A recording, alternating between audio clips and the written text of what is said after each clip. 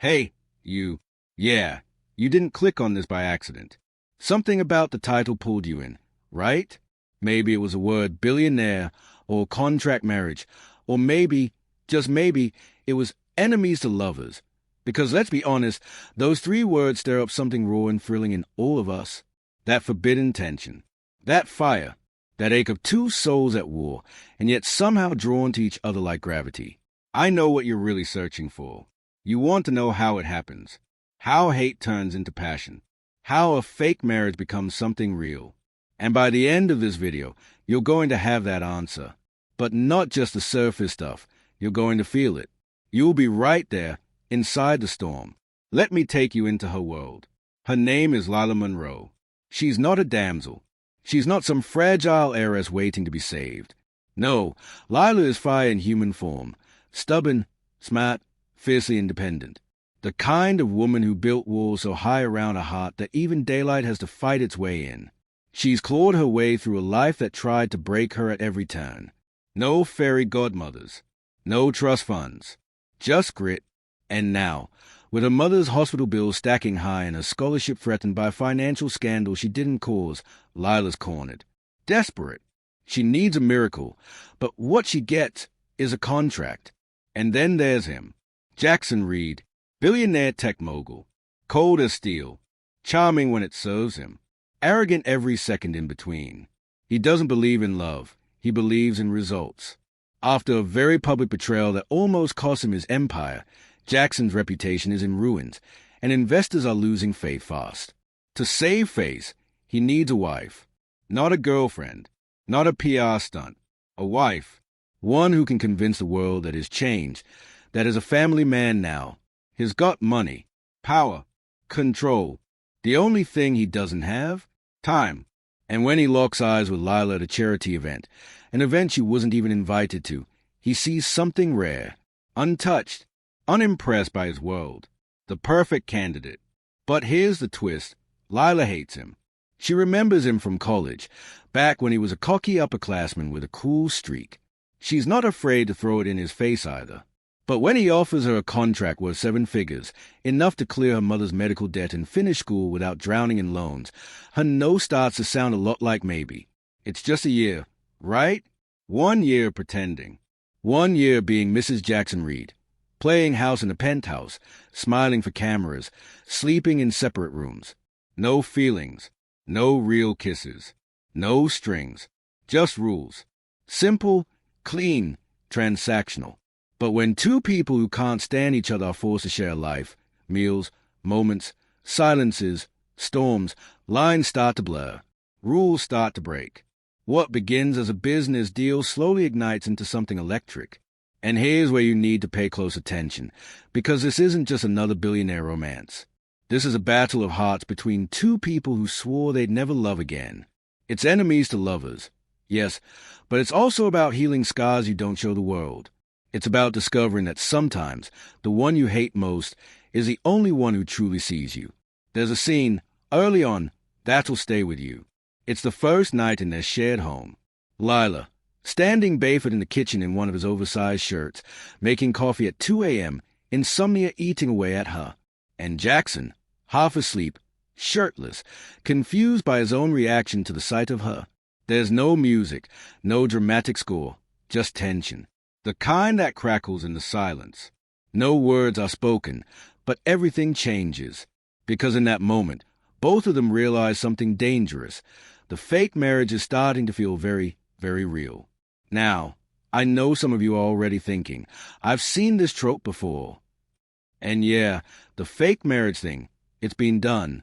But not like this. This isn't a story about falling into love. It's about fighting it, resisting it, being dragged into it, kicking and screaming. And trust me, the tension is going to keep you hooked. Because behind all the heat, there are secrets. Jackson has one that could destroy Lila's trust forever. And Lila, she's not as alone in this world as she thinks. Someone's watching. Someone from Jackson's past who doesn't want this marriage, fake or not, to last. So, stay with me. Because if you think you've figured out where this is going, I guarantee you, you haven't. This isn't a fairy tale. It's a war zone with lipstick and tailored suits. You're about to see betrayal, desire, emotional sabotage, and maybe, just maybe, a redemption arc that'll leave you breathless. I'm not just telling you a story. I'm handing you a front row seat to the kind of emotional roller coaster that keeps you thinking about it at 2 a.m. long after the screen goes black. The clock is ticking. Their year is counting down. And the contract says they'll walk away strangers when it's over. But what if one of them doesn't want to? What if the biggest lie they told the world was that it was ever fake? You want to know what happens when hate turns into need? When fake kisses become real? When a billionaire and a nobody stop pretending? Well, the first rule of the contract was, don't fall in love. And we're about to find out who breaks it first, of course. Let's dive deeper and continue seamlessly from where we left off. Lila Monroe hadn't always been the kind of woman who needed saving. In fact, she prided herself on never relying on anyone. Growing up on the rougher edge of East Houston, she had learned early on that the world wasn't built to catch you when you fell. It was built to step over you. Her father disappeared when she was 8, and her mother spent most of her life working 2 jobs just to keep the lights on and Lila in school. Lila's one rule had always been, never owe anyone. Not for money, not for favors, not for love. That's what made her current situation unbearable. Not just a contract she had signed with a man she couldn't stand, but the fact that her signature meant she belonged to something she didn't choose, and maybe, somewhere deep down, didn't fully understand. Let me ask you something. What would you do if the person you despise the most suddenly became the only one who could save your life? Would you trust them? Would you sign a contract to be their spouse, even if every part of your soul screamed no? You're about to witness a love story that doesn't start with sparks. It begins with hate, secrets, and a deal that changes everything. Stay with me, because the answer you came looking for is buried deep inside this story. And I promise, you won't want to miss the moment everything flips. Just 3 months ago, Lila's world was relatively quiet. She was attending grad school on scholarship, juggling 2 part-time jobs, and managing her mother's declining health with quiet strength. Her routine was tight, structured, predictable, a rhythm she built to stay in control. But things began to unravel the day she found out her student account had been flagged. A scholarship fund she depended on was suddenly under review, the result of an anonymous tip that suggested she had falsified her financial need. She hadn't, of course. But proving her innocence in the bureaucratic mess of university red tape was like screaming into the wind. And then her mother's hospital called.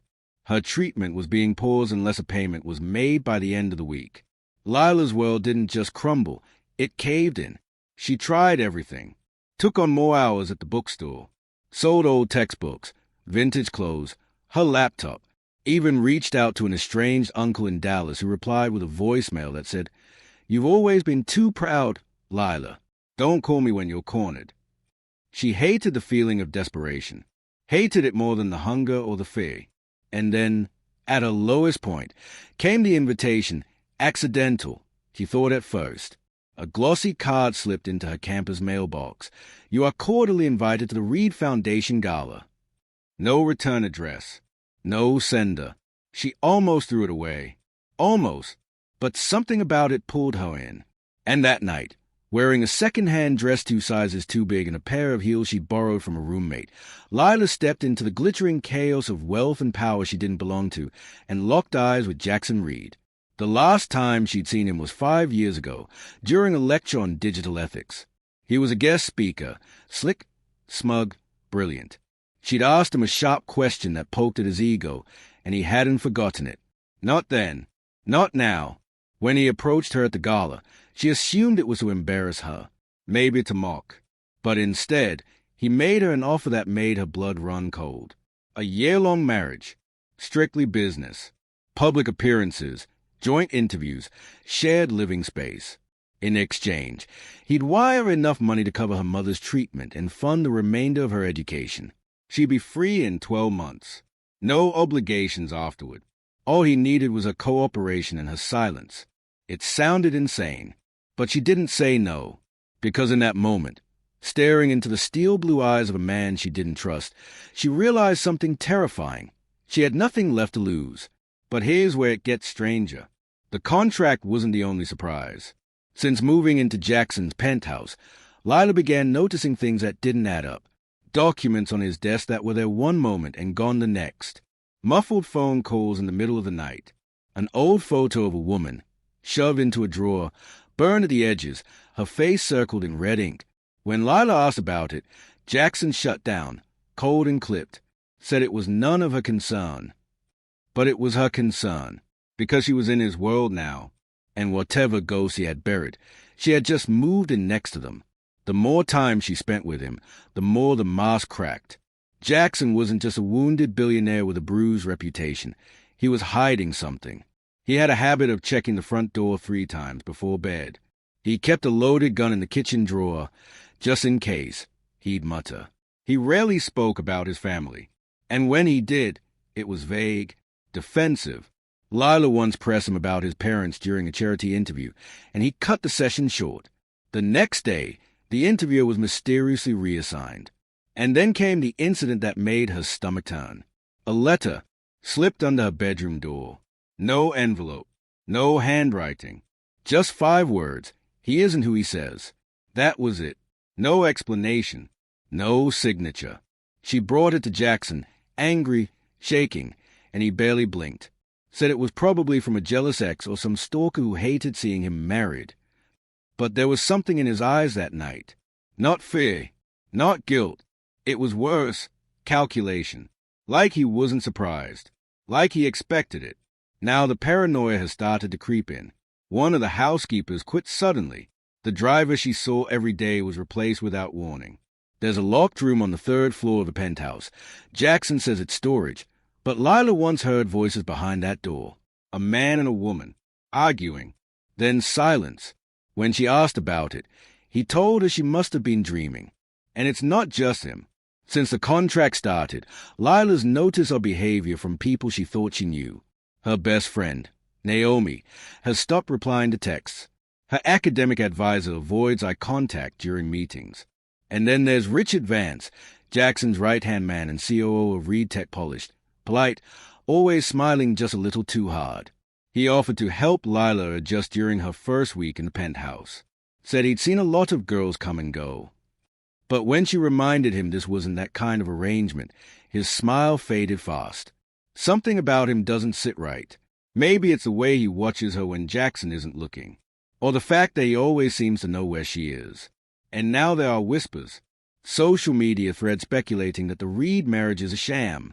Paparazzi photos catching Lila looking less like a wife and more like a hostage. Blogs claiming Jackson is trying to secure a merger with a company run by someone who hates scandals. Someone who might have insisted he get married, or lose everything. The deeper Lila digs, the more twisted things become. It's not just about money anymore, or love, or even revenge. There's something darker at play here. She's starting to realize that maybe she wasn't chosen randomly. Maybe the invitation to the gala wasn't a fluke.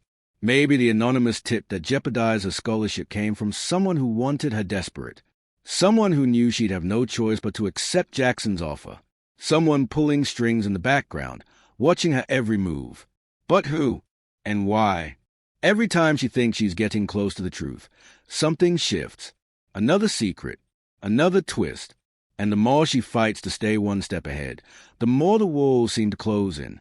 Because this marriage, this deal, it isn't just a lifeline. It might be a trap. And the man she's pretending to love? He might be the one who set it. She never expected the photograph to vanish. Lila had tucked it behind a row of dusty psychology books in the upstairs study, an old black-and-white snapshot she found shoved into the back of Jackson's locked desk drawer the one time she dared to pick the lock. It showed a boy, maybe 10, standing in front of a car engulfed in flames, with the unmistakable outline of a young Jackson in the background, just far enough to look innocent. Yet something about the image chilled her. She couldn't explain it, but the photograph felt important, like a thread in a much larger, hidden tapestry. And now it was gone. She tore the study apart in silence that night, heart pounding, careful not to leave any trace she'd been snooping. Every book, every shelf. Nothing. No photo. No clue. She hadn't told anyone about it. Not Naomi, not even her mother during their brief, crackling phone calls, which meant someone had either been watching or already knew. That realization made her skin crawl. The next morning, she confronted Jackson, casual, pretending it was no big deal. Just asked if he had any old childhood photos for their wedding album. She lied. He barely looked up from his coffee. No, he said. All that stuff burned in a house fire when I was 15. He didn't flinch, didn't blink, but the lie was glaring. Lila had seen him in that photo, standing in front of the burning car, not a house. That's when the warning came. Later that same day, as she stepped into the elevator to head downtown for a charity press event, a woman she didn't recognize joined her on the ride down. Mid-40s, crisp pantsuit, hair in a tight chignon. She looked like someone who belonged in boardrooms, not elevator shafts. As the doors closed and the space grew uncomfortably silent, the woman turned slightly toward Lila and spoke in a voice so low it barely registered. "You don't know what you're playing with," she said. "Leave it alone, or someone you love will pay." Lila turned to ask who she was, but the woman exited without a glance on the very next floor. Security footage? Gone when she requested it. Elevator logs? Erased. When she asked Jackson if any new employees or board members had been hired recently, he said no, then immediately changed the subject. It wasn't just gaslighting. It was control, a system so airtight that she was starting to feel suffocated inside it. And then came Naomi, or what was left of her. Not in a physical sense. Naomi was alive. But when Lila finally managed to track her down after 3 weeks of radio silence, her best friend was pale, frantic, and visibly shaken. They met in a tiny parking lot outside a laundromat, the kind of place where no one asked questions. Naomi's hands trembled as she spoke. She'd received threats, texts, unmarked packages, someone following her car home from work. All after Lila's wedding announcement had gone public. At first, Naomi thought it was just trolls or obsessive fans of the Reed family digging into Lila's past. But then someone left a USB drive in her mailbox. No note, no label, just a single video file. It showed a woman, dark hair, high cheekbones, being dragged into what looked like a warehouse. She was screaming a name, Jackson. The video cut off right as the door slammed. Naomi had tried to take it to the police, but the file was corrupted within hours. Every backup deleted. Her apartment broken into the next day. She hadn't called Lila because she didn't want to make things worse. "You're not in a marriage," Naomi whispered. "You're in a machine, and someone doesn't want you asking why it exists." Then came the betrayal. Richard Vance. He'd been helpful lately. Too helpful. Offering little insights into Jackson's past, mentioning names she hadn't heard before, old business partners, ex-girlfriends, family lawyers. And for a while, Lila thought he might be her way in, her unlikely ally. But one night, she followed him after he left the penthouse, tracked him through Midtown to a high-rise parking garage, watched as he met with a woman from the elevator, the one who warned her to stop digging. They didn't hug, didn't kiss, just exchanged a small object, a phone, maybe, and spoke in hushed urgency before parting ways. When Richard returned home, he acted like nothing happened, greeted Lila with his usual charm, his tailored suit impeccable, his eyes gleaming. She didn't let on, but now she knew he wasn't on her side. There was a pattern forming, people orbiting her, watching her, blocking every path that might lead to the truth. And yet, something pushed her forward, a feeling she couldn't shake, that none of this was about a contract or a fake marriage or saving face in the media.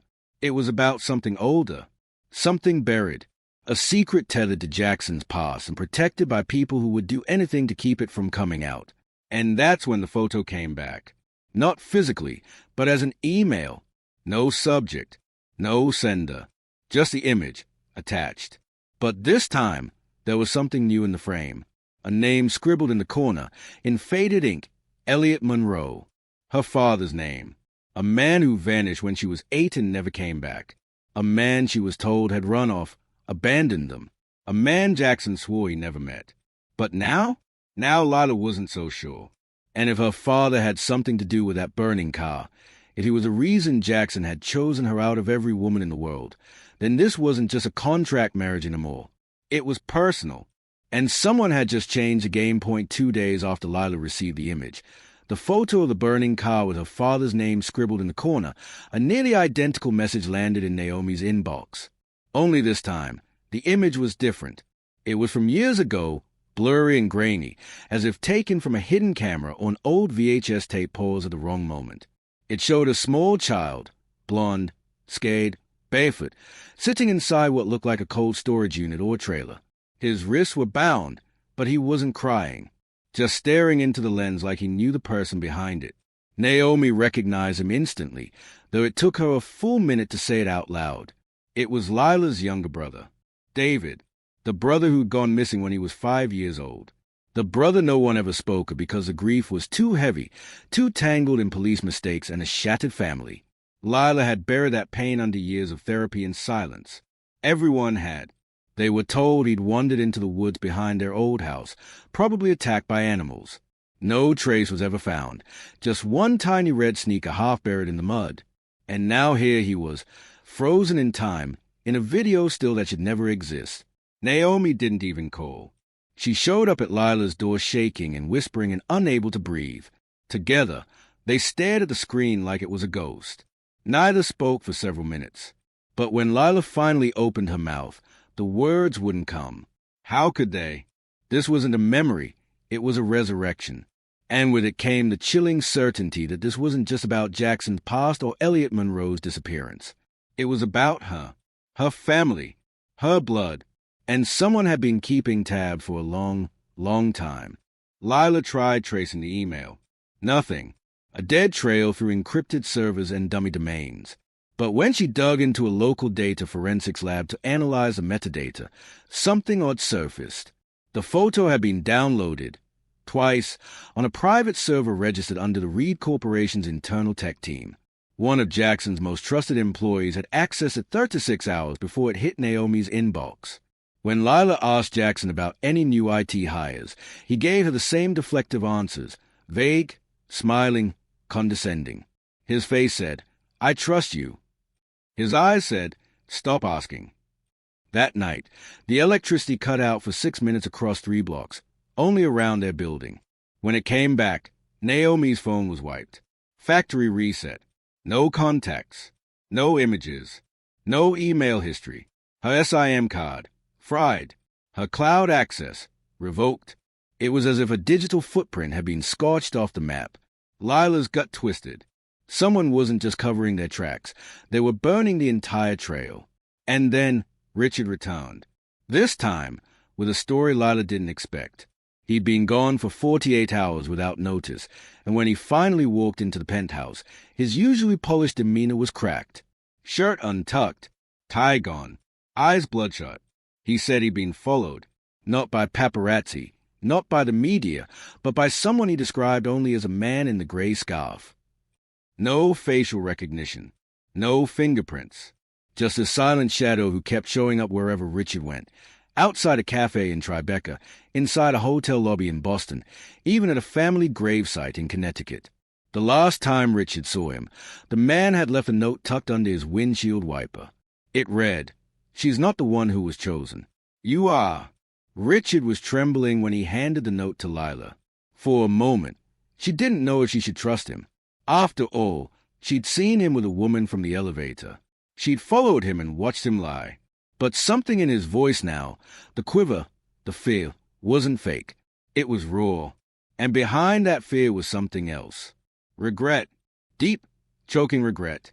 He admitted that years ago, long before she ever met Jackson, he'd been part of a quiet operation, back when he still worked as a financial fixer for powerful families, burying scandals and laundering secrets. He had been tasked with cleaning up something big, something involving the Monroes and the Reeds. And that cleanup? It included falsified death records, erased bank accounts, and one very specific child who was never reported missing to the authorities, just vanished, without a trace. David. The weight of the revelation hit Lila like a freight train. Her brother hadn't just been taken. He'd been removed, intentionally, surgically, like a piece of evidence too dangerous to leave behind. But why? And why now, after all these years, was someone resurfacing these clues? Was it to warn her, or to lure her into something bigger? Before she could ask more, Richard's phone buzzed. He froze. One glance at the screen, and his expression drained of color. No name. No number. Just a message. You should have kept your mouth shut. Then the screen went black. In the following days, Lila felt the walls close and tighter. Naomi left the city, her family terrified. Richard disappeared again, this time leaving no trail at all. And Lila began receiving calls from numbers that rang once, then cut off. When she finally answered one, the only sound on the other end was a child's voice humming something familiar. A lullaby her mother used to sing. The same lullaby David loved. None of this made sense, but all of it felt connected. Jackson's lies, her father's disappearance, her brother's abduction, the contract marriage, the missing photograph, the erased files, the woman in the elevator, the man in the gray scarf. Somewhere in the middle of this web, someone was pulling the strings, and Lila wasn't sure she was the bait or the target, but she was about to find out. At first, Lila thought she was imagining them, the soft scrape of shoes trailing a beat behind her as she walked through the underground garage of a building. It was after midnight, and she was returning from a silent drive along the coast, trying to clear her thoughts. Her hands still trembled on the wheel the whole ride home. But the second she stepped into the concrete structure lit by flickering overhead fluorescence, something felt wrong. She paused beside her car, pretending to check her bag, and there it was again. That shuffle, that breath of movement behind a parked SUV. Her heartbeat thudded so hard she could hear it in her ears. She didn't run. That would give it power. Instead, she walked, slow, steady, toward the elevator, thumbing the panic alert on her phone without looking down.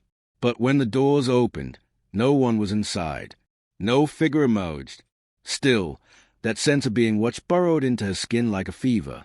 The next morning, Naomi was gone. She didn't text, didn't call. Her apartment was locked from the inside. Her shoes still sat by the door, her laptop open, and her favorite coffee mug half full on the counter. But there was no trace of her, no struggle, no sign of a break-in. Just absence, like she'd been plucked from her life mid-step. Lila called the police, but after a welfare check and a few questions, they filed it as a voluntary disappearance. After all, Naomi had just left her job. She'd mentioned being overwhelmed. Maybe she needed space. But Lila knew better. Naomi wouldn't leave without her dog, and Bandit was still curled up on the couch when the cops arrived, whining softly as if he knew something terrible had happened. The days blurred after that. Lila stopped sleeping. Every noise in her penthouse felt amplified. The hum of the fridge, the click of the vac system, the creak of floorboards she'd never noticed before. Once, she found her closet door wide open when she was sure she closed it before bed. Her emails were being marked as read without her opening them. And on the third night, she found a Polaroid slid under her door. It was grainy, poorly lit, but unmistakable. It showed her asleep on her couch, mouth slightly parted, hair fanned across the pillow. The timestamp was from just hours earlier. Someone had been inside. Someone had watched her long enough to capture that moment and slip away undetected. Her breath caught in her throat as she stared at the photo, her fingers trembling. There was no note, no explanation, just that silent message, "We're closer than you think." She tried calling Richard again, but his number was disconnected.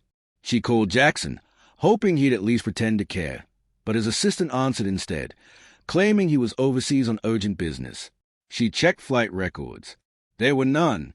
She tracked his credit card. His last known transaction was in Manhattan, 3 blocks from where Naomi lived. He hadn't left the country at all. That's when she began to spiral.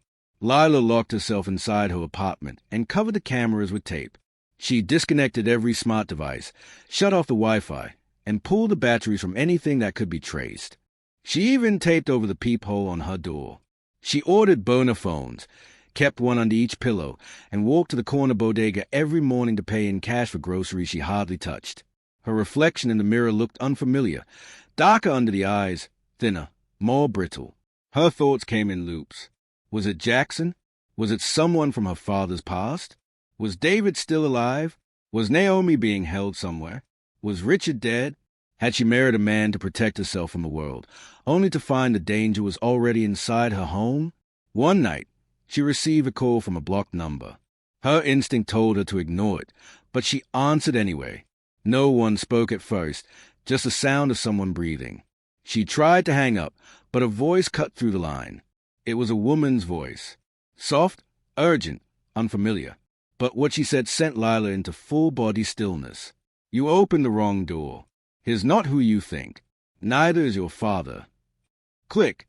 The line went dead.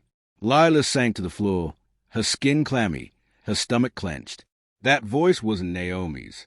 It wasn't anyone she recognized. But the words rang louder than sirens. Her father, her husband, the men she trusted, one who vanished without a trace, the other who built her a fortress made of charm and steel. What secrets were they hiding? Who else was involved? And what door had she opened that she now couldn't close? That night, she dug through the one thing she'd been avoiding, the last box her mother had left behind after her passing. It was dusty and sealed shut with yellowed packing tape, labeled only with a single word in her mother's looping cursive, private. Inside, she found photos of her father with men she didn't recognize, some in suits, others in military uniforms. Notes scribbled in margins about offshore accounts, coded language, and something called Operation Glasshouse. She didn't understand any of it, but one thing was clear. Her father wasn't just a small-town businessman. He was part of something much, much bigger, something buried and dangerous, something that might have led to David's abduction and to Naomi's disappearance. And tucked inside a folder marked 1998 was a faded envelope addressed to Elliot Monroe, the same name from the burned photograph. Inside that envelope was a key, but no note, no address, no clue what the key opened, only a whisper of a possibility, and a surge of questions that grew darker by the hour. Something was coming, and Lila knew. This time, she might not outrun it. The storm hit just after midnight, slamming against the windows of Lila's penthouse like fists made of wind. Thunder cracked so loud it rattled the wine glasses in the kitchen cabinet, and the power flickered out with a gasp from every device left plugged in. For a moment, the world was silent. No lights, no background hum of technology, just the sound of rain pelting the glass and Lila's breath in the dark. She stood in the center of the living room, staring down at the brass keys still clutched in her hand, knuckles pale from the force of her grip. She hadn't slept. Not since the call. Not since the warning. And just as she turned toward the hallway, a knock echoed from her front door. 3 slow raps that sounded far too deliberate to be casual. Her pulse jumped. No one should have been out in that storm. No one should know she was here, especially now that she cut off every connection to her old life. Yet someone was standing on the other side of that door. She didn't ask who it was. She didn't call out. Instead, she stepped forward and opened it. There, drenched in rain, coat clinging to his frame, eyes rimmed with desperation, was Richard, alive.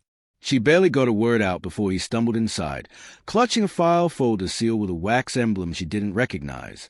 He looked thinner, rougher, like he hadn't slept in days, and the first words out of his mouth shattered every piece of reality she had tried to hold together. They lied to both of us. Lila, your father, my family, Jackson, this entire marriage.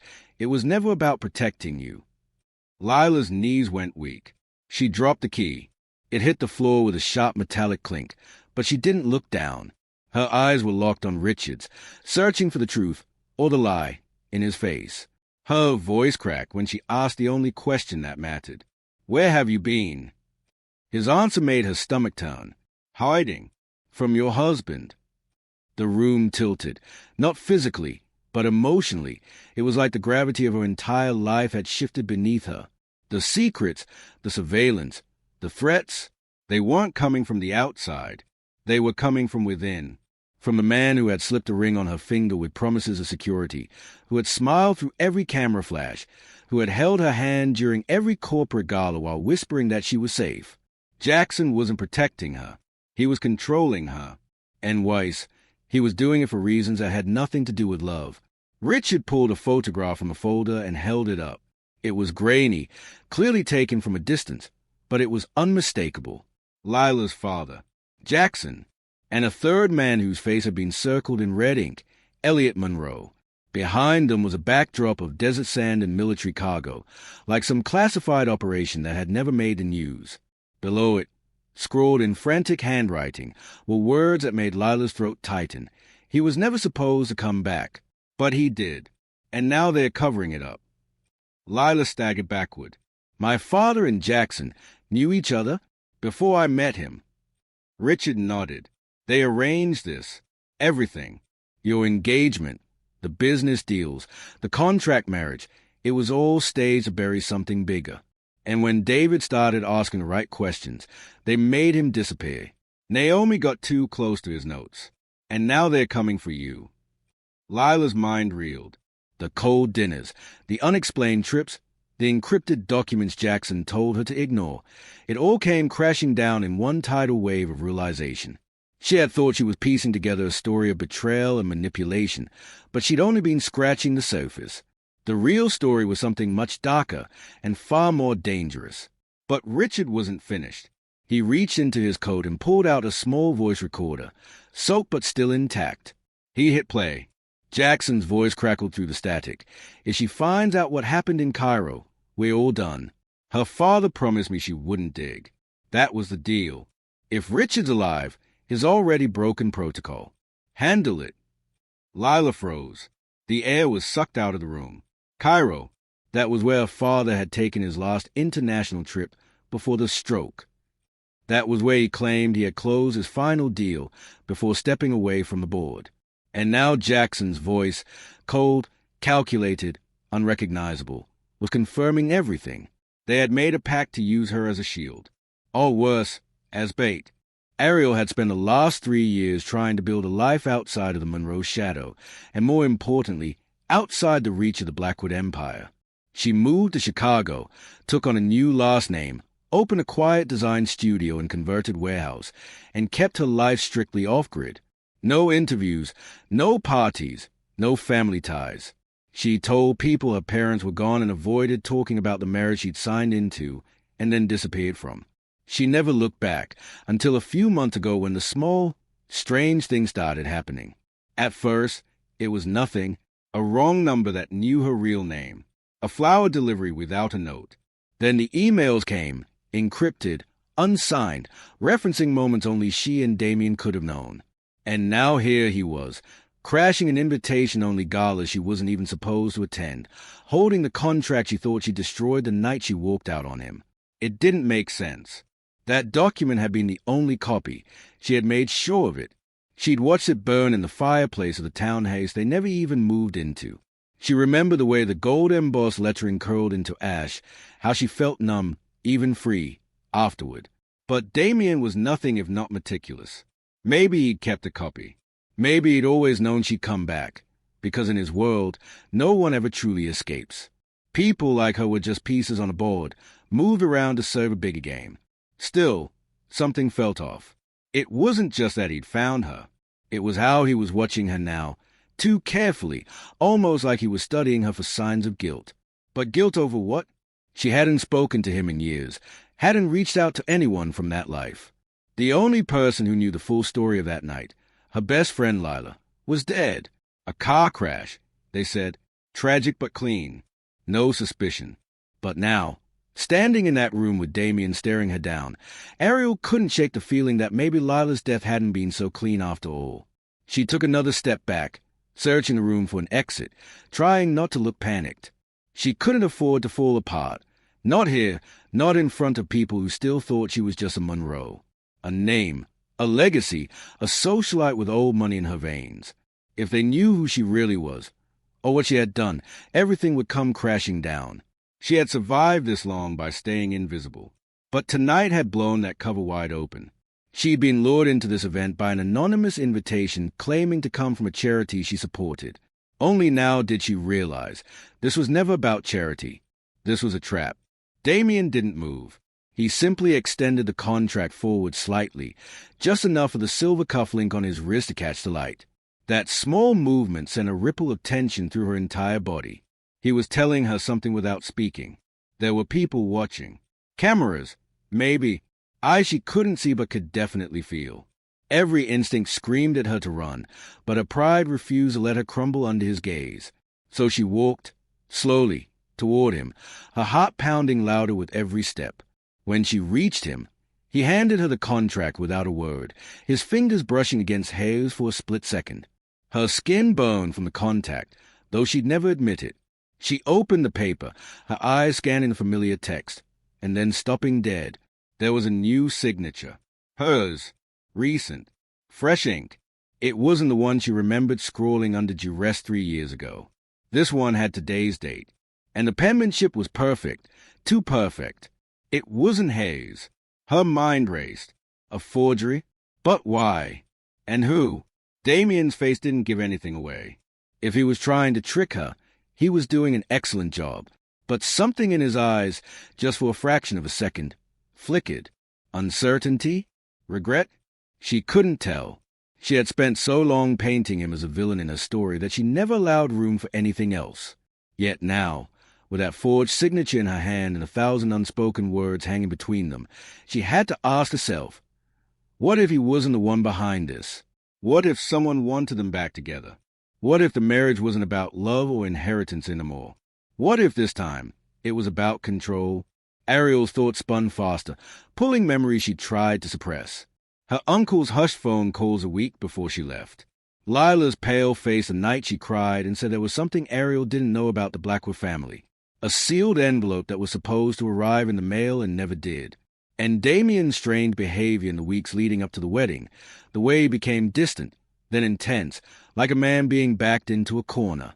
She thought he was hiding something back then. She just never figured out what.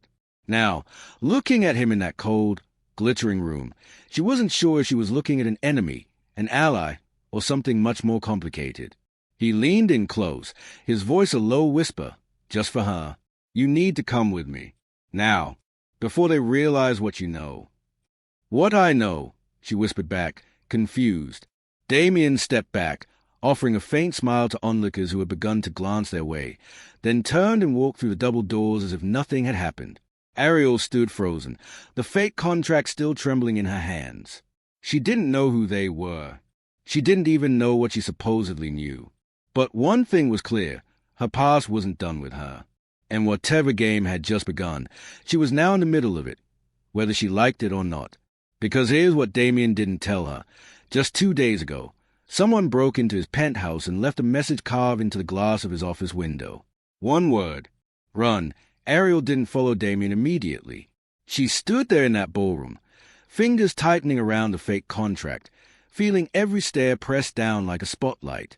Her breath came in shallow waves as a chandelier light fractured against her gown, casting sharp shadows across the marble. She didn't know what was real anymore. Damien had dropped a bomb and vanished behind a pair of ornate gold doors, but every instinct in her screamed that walking through them meant stepping into something she couldn't come back from. And yet, standing still wasn't safe either. She knew better than anyone. Danger didn't always announce itself with a bang. Sometimes it crept in, soft as silk, disguised as silence. She finally moved, quietly folding the paper and slipping it into her clutch before walking briskly toward the rear exit. Not the one Damien had used. Too obvious, but a hallway lined with old oil paintings, the kind no one looked twice at. She needed a moment to breathe, to think. But as she passed the coat check, her phone vibrated in her bag. No name, no number. Just a single message that sent chills racing through her spine. Stop digging or you'll join, Lila. Ariel's steps faltered. Her grip tightened on the strap of her bag. She hadn't spoken Lila's name aloud in months. She sank onto the couch, staring blankly at the flickering candle Richard had lit. Her entire identity, the marriage, her father's legacy, the supposed threats, they were smoke screens. The real danger was so much closer, so much more personal. And she had let it into her bed, her home, her heart. But before she could speak again, her phone buzzed. Not the burner, her original phone, the one she hadn't touched in days. Her heart skipped. The screen flashed with a message that made her blood run cold. Naomi is alive, but not for long if you don't stop. Attached was a live video clip. Naomi, bound and gagged, eyes wide with fear. The timestamp? 30 seconds ago. Lila's scream never left her throat. Because now, it wasn't just about the lies. It wasn't just about the past. It was about survival. About saving the one person who still believed in her. And whoever had Naomi, they were watching. Every step, every move, every secret. The abandoned estate on the edge of White Bridge Hills had once belonged to a senator long since disgraced and dead, and yet tonight its hollow halls and decaying staircases would host a final confrontation. Lila stood at the threshold, her breath shallow, gun tucked under her coat, heart thundering with every step she took forward.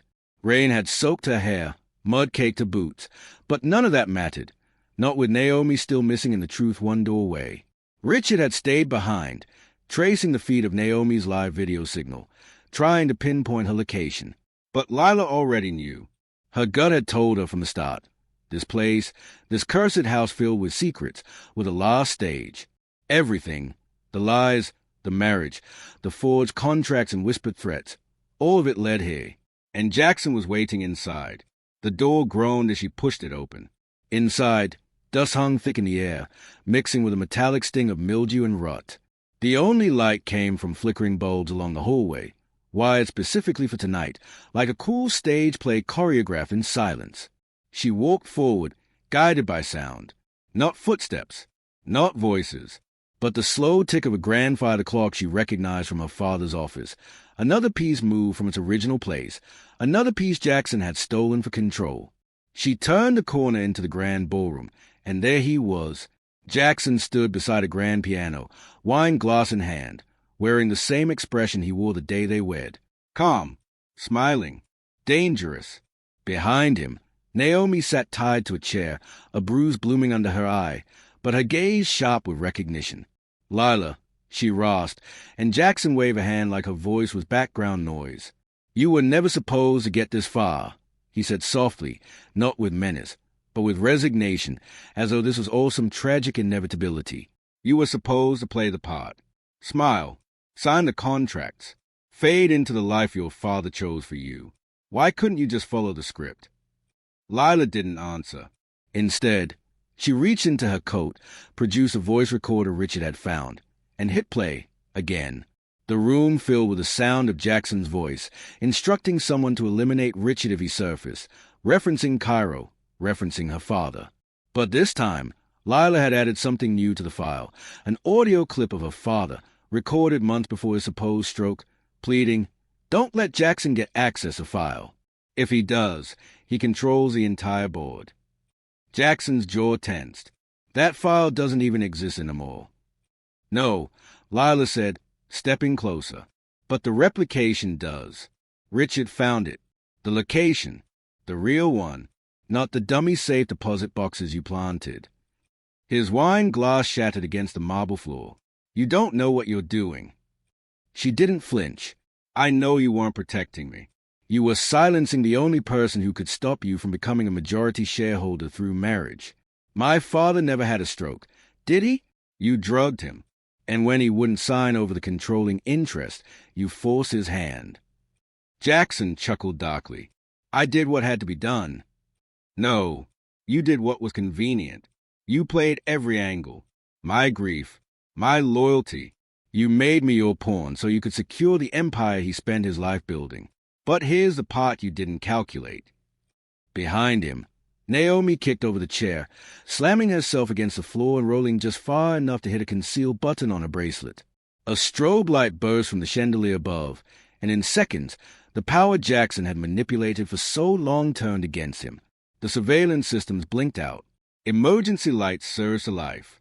The entire estate's encrypted systems, his control grid, were overwritten. Lila stepped forward and whispered, "The board's watching now. They've seen the video. The confession. Your empire just collapsed." For the first time, Jackson looked scared. Not of prison, not of shame, but of irrelevance. He lunged, not at Lila, but toward Naomi, knowing that eliminating her meant erasing the last witness. But Lila was faster. She fired. The shot echoed through the ballroom like a gavel. Jackson collapsed, not dead, but paralyzed from the shoulder down. He gasped, bleeding but alive.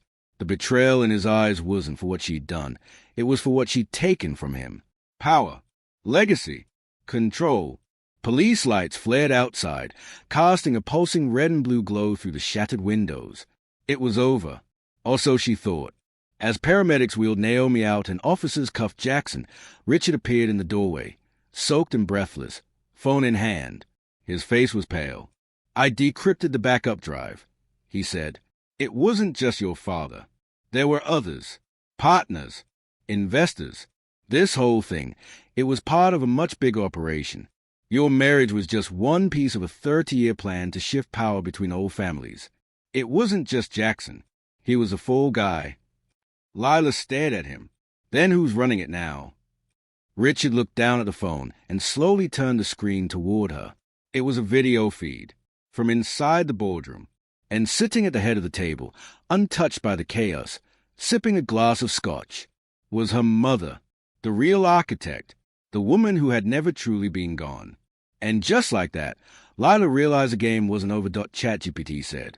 4 weeks after the final confrontation at the Whitebridge estate, Lila found herself drifting between silence and survival, the world around her still buzzing with the aftermath of everything that had been uncovered.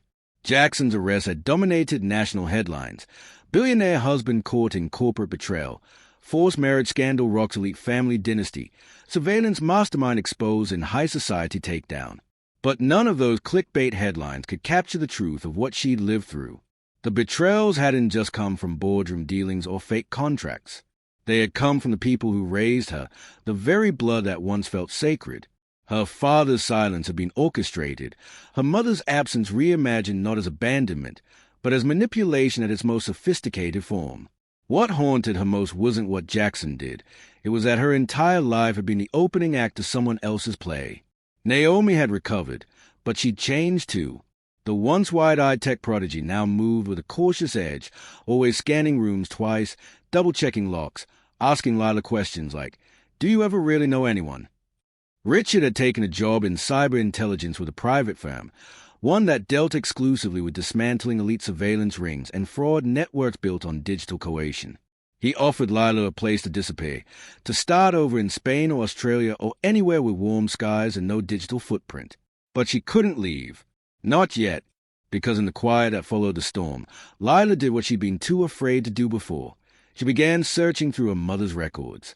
She traced shell companies, offshore accounts, even intercepted one of the encrypted messages her mother sent to a board member overseas.